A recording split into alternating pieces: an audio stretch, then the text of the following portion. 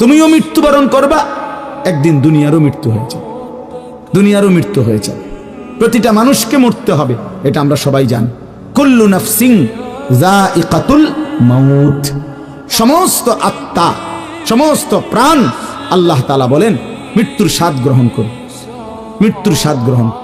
কুল ইন্নাল মাউতাল্লাযী তাফিরুনা মিনহু ফাইন্নাহু মুলাকীকুম, আল্লাহ তাআলা বলেন হে নবী আপনি বলে দেন, ও দুনিয়াবাসী, মৃত্যু থেকে তোমরা যেখানেই পলায়ন করো না কেন, মৃত্যু তোমাদের সাথে সেখানে গিয়েই নিজেই মোলাকাত করুন, সাক্ষাৎ করুন। তুমি ডাকতে হবে না, মৃত্যু নিজেই আসে, মৃত্যু নিজেই আসে।